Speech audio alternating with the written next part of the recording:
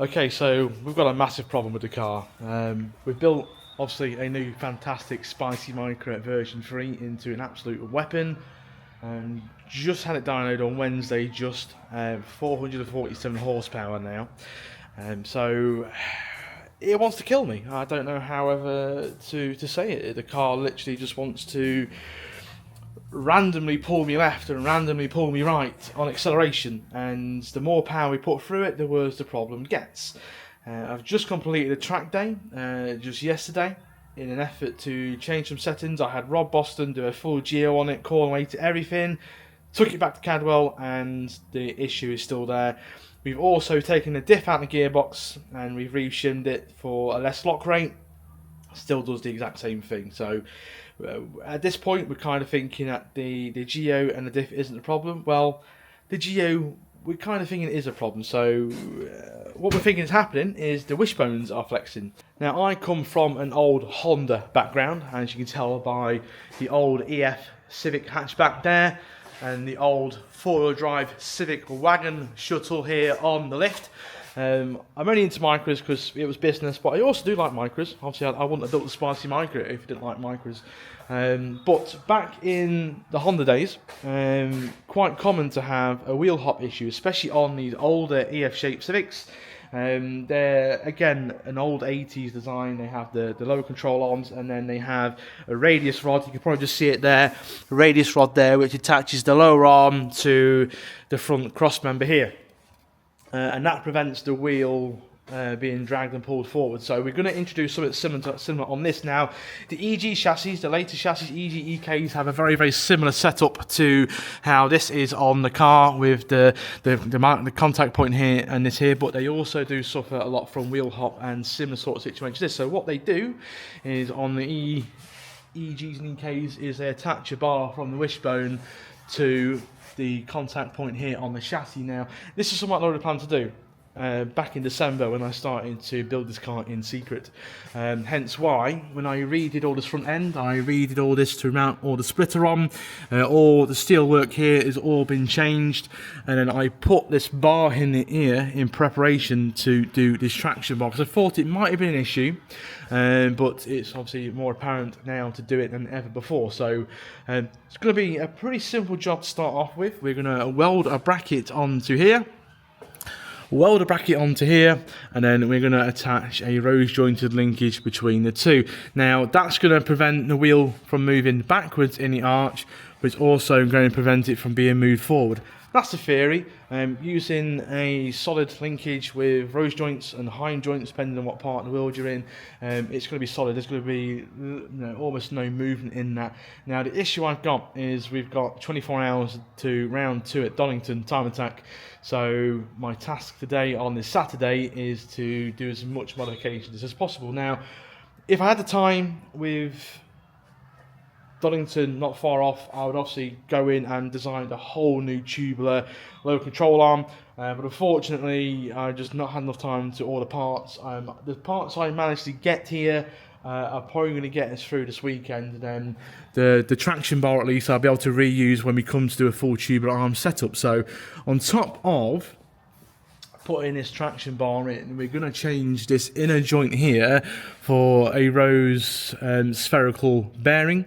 Unfortunately, I did buy some pieces to do the same to this, but unfortunately I've been sent the incorrect threaded adapters, and I know I've not ordered them incorrectly. I've checked the invoice. I've ordered matching threaded inserts and joints, but unfortunately yeah, it's not working. So this is the factory control arm. These are some spares that I've had in the parts box.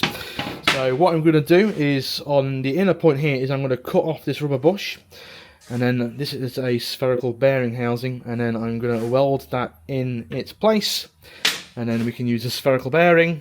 And then we've got some misalignment reducers here. So this is an M16 spherical bearing, and this is an M16 to M12 reducer, because the bolt holes in the chassis are all 12mm. And again, on the rear we can't really do anything.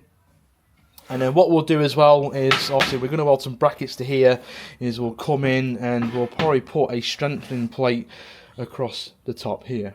And just to visualise what we're doing, here is some tube, and then it's going to go on the car roughly like this. So if I can get the camera angle just right, you can kind of see what we're trying to achieve with this bar here. So what I need to do is put the wheel on full lock, and what I want to do is this point of the bar here is I want to tie it in as close to the bore joint here as possible. And then when we connect it to this part of the cross member here, is we actually want to be about roughly in line with this bolt hole here. So it's going to attach roughly to about here. So the centre of the high and rose joint wants to be about there. So obviously we don't want it too shallow, because it's not going to do as much job. We want as much triangulation on there as possible to make this as strong as possible. I mean, we obviously were limited for some clearance on this side. This side, you know, there's no reason why we couldn't actually go to the centre of the car, but obviously we want it to be as equal as possible. So I think using this bolt hole here as a datum for both sides to make sure both sides are, you know, on this front bar as equal as possible. So, you know, just to sort of make sure we've not got any discrepancies between which left and right side is handling. So we're going to do some measurements here. We'll go jump on the plasma cutter and we'll cut some brackets, and then we'll at least get this control arm one done first. Now, I'm not actually going to modify this arm here as it is. Instead, I'm going to modify the two spare arms I've got over there on the bench, just in case I don't like it on Monday. We've got something to revert back to and not ruin the day, hopefully. So, yeah. Let's get busy with some fabrication. Okay, so we're going to start off with some cardboard aided design. Now, I've got one of the rose joints here assembled, and I've got some misalignment spaces on there. So that misalignment space is going to allow us to get a bit more room out of the joint, but quite luckily, so the distance, if I just move the bolt out of the way, the distance between either side of the misalign is literally the same distance that we've got in between the sheet metal here. So it's going to be extremely easy. You know, we're not going to have to mess around with washers or custom space or anything to make this work.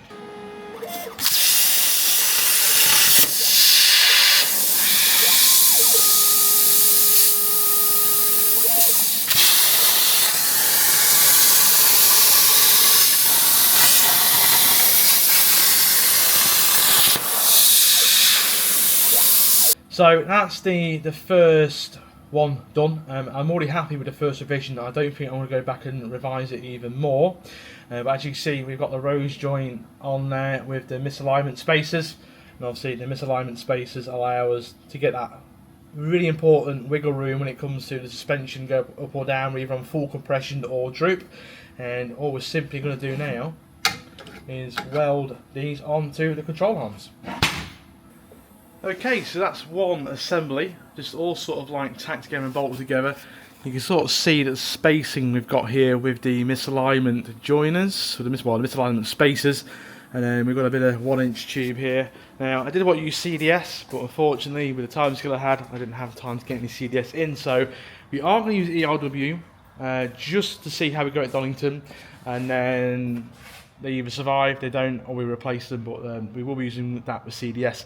I'm only pointing it out because there'll be some fabricators out there that can see the welded seam and they'll go using the wrong tube. I know I am. So yeah, this is the bracket. I'm going to try and do this one-handed, but that's going to weld onto the control arm like so, and then that bar is going to go over to there like so. So I'm pretty happy with that on the first revision. I'm pretty happy that there's a nice little datum on the arms, this little edge here, that we can just line the edge up of this obviously the edge there on all the arms, and then we can weld around it. So I'm just going to go back to the bench now. I'm going to tack the first bracket onto this arm, and then we'll get on to the next step of modifying this arm. So I'm not going to do a test fit at this point. I'm pretty happy that what I'm doing is going to work. So we'll get both these arms modified and welded up with these plates on first, and then we'll get on to the next step.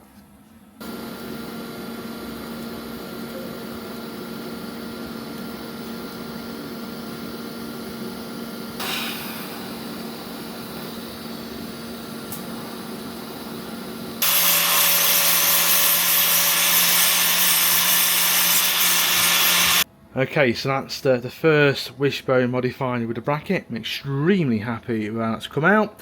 And obviously we've put some nice little strengthening plates on the side here. And obviously then we've tied it in to the arm here on the top and the bottom as well. So now we're going to turn our attention to this bush area here. So our idea is we're going to chop off this rubber bush and we're going to put this in its place, a nice spherical bearing housing. So the important thing is, what I need to do is, obviously we've got the bolt hole centre here. And what we need to do is, obviously this housing is larger than the diameter of this bush tube here. So it's extremely important that we get this hole centre to make sure the geometry doesn't change at all. But again, there's definitely going to be some sort of mismatch. We're going to get it closer than a couple of millimetres, which I think is going to be perfectly fine. Someone's already offered to come and track the car for me on Sunday night when we get to Donington. So let's chop this off and let's get this welded in its place.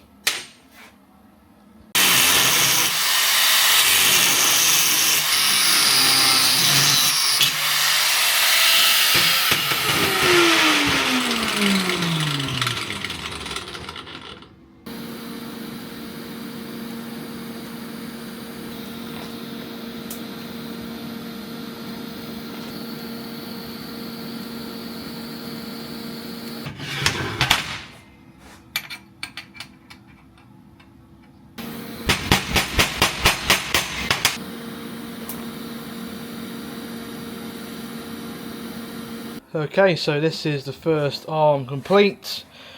We've got our spherical in there.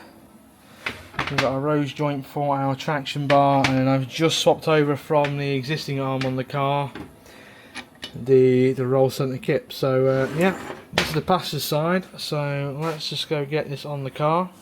Okay, so a few hours later, we've got both arms back on the car.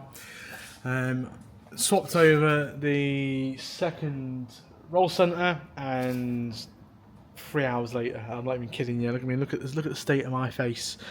I'd put way too much Loctite on one of these lock nuts, and unfortunately, I only had one spare, which I already used on that side. So after a bit of heat and a bit of a fresh eyes on it from Ashicky's Motorsport, because I was literally throwing tools around the workshop, I was getting that frustrated. But we're on, and so yeah, we got both arms on, we got the sphericals on. And now I'm gonna admit they're not perfect. You can sort of see there, look, I kind of thought I had it in the middle, so the plan was to use 2 washers either side, but as you can see, I've had to pack the rear with 4 washers, but the same is also the case for this side. They're not perfect. I mean, with the time constraint that I've got, I think I've done the best I can. Ideally, we should have spent a day making a fixture, and everything would have been perfect from the get-go, but we'll do that when we come back and revise this later on this year with a full tubular arm set. Okay, so now we need to look at the radius rods, and as I said before, we're going to aim to straight line here. So from this bolt point here is where this is going to mount onto the crossbar here. So what I'm going to have to do is I'm going to have to take the bumper off and strip all the intercooler and stuff off so I can take this bar off and weld it. But what we'll do is we'll go cut some brackets on the plasma,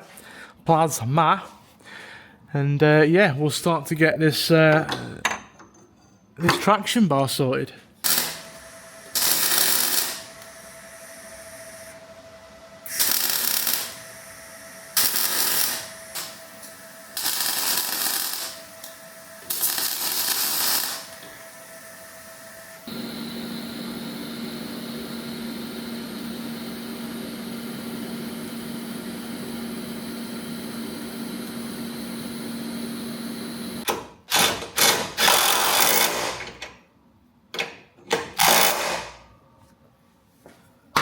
Okay, so we're actually about done.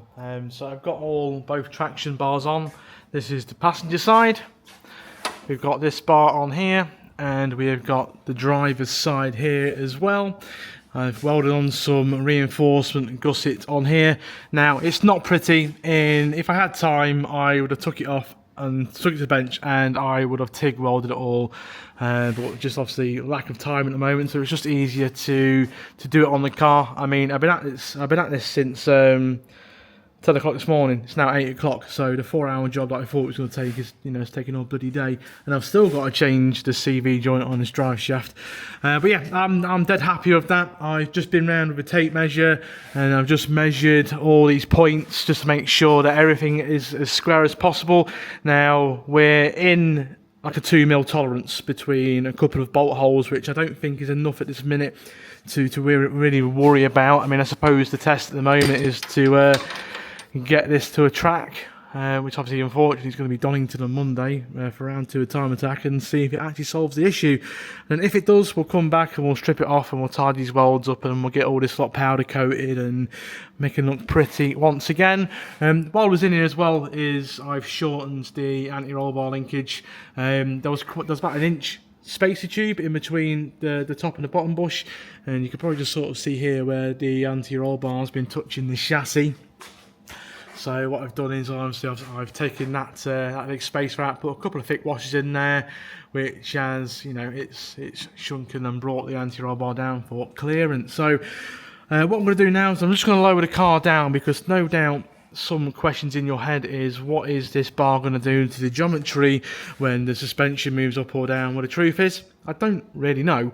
I mean, in theory, it's not really going to change anything. Obviously, this bar is going to get longer and shorter in theory as the suspension travels up and down. But, I mean, we're only really bothered when we're at ride height. So that's probably one thing that we can probably go back to Rob Boston's at some point. Or if anyone can come to the workshop and sort the geo out. Because obviously, we've not measured bump steer or caster angle or anything like that. So it's kind of stabbing in the dark. I'm not afraid to sort of admit that we are stabbing in the dark. But again, going from the Honda routes, this style of bar is real popular on those. Albeit, they don't have this rear mount. They just literally have an arm here, and it's a dual wishbone setup. And then from factory, this is a bushed linkage, and then obviously they replaced it with rose joint linkage to stop flex basically in the suspension. So let's get us down on this floor, let's get a trolley jack underneath it, and let's just have a look at this in action with some ride height changes.